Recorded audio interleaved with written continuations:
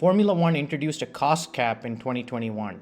In this video, we will talk about what is the cost cap, why it was introduced, and deep dive into the numbers to see if this is going to be truly beneficial for the sport. Let's get started. When I first decided to make this video, I was unsure myself what the Formula One cost cap was. All I knew was that teams had a limit on how much they can spend. So I started my research by visiting the FIA site. The FIA is the governing body for motorsport, including Formula One. They established three kinds of regulation for Formula One: technical regulations, sporting regulations, and financial regulations.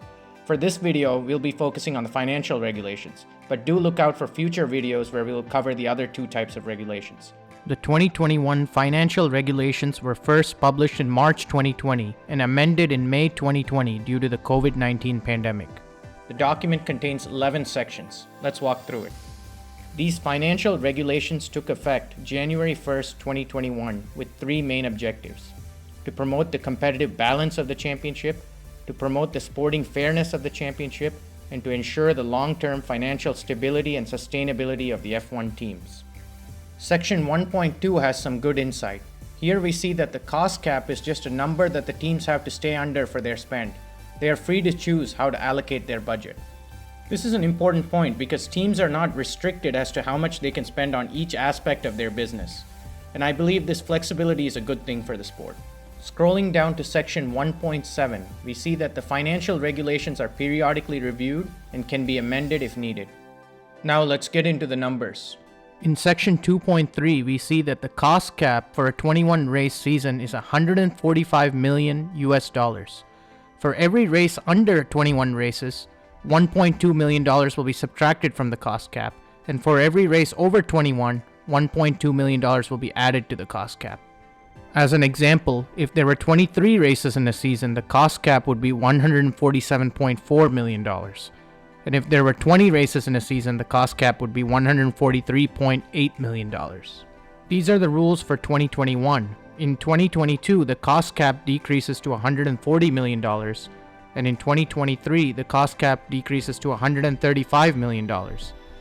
In section 2.4, we see that when an F1 team has a presentation currency other than the US dollar, the cost cap for that team is converted to US dollars using an applicable rate. Now let's look at the exclusions. In section 3.1, we see that marketing activities and driver costs are not included in the cost cap. This is a big point because driver salaries usually amounts to millions of dollars. In addition, you can see that three individuals other than the drivers who cost the most amount of money are excluded from the cost cap. This is a big deal because this could be key management or staff who are paid several million dollars to support the car. Human resource activities, finance activities, legal activities, and property costs are not included in the cost cap. The financial regulation also allows for some creativity. As you can see, 20% of the total fixed employee remuneration can be paid out as bonus and not be counted towards the cost cap. This means that teams can structure their compensation with lower base salaries and incentivize top workers with bonuses while saving against the cost cap. Fees paid to the FIA to enter and participate in the championship are not included in the cost cap. This includes the FIA Super license, which every driver must have. Scrolling down, we see that flight and hotel costs in connection with competition or testing is not included in the cost cap. This is significant because of the number of people from each team that travel to these events. Sections 4 and 5 get into accounting and reporting principles. I'm going to skip over these sections in this video, but if you would like to read them, I have linked to this document in the description below. In section 6, we see that a cost cap administration is put in place for administering financial regulations. The remainder of this section and sections 7 and 8 address how the cost cap administration can be contacted by an F1 team and how legal challenges are handled. If you're interested in this information, refer to the link in the description below to read the full document. Section 9 gets into sanctions for breach.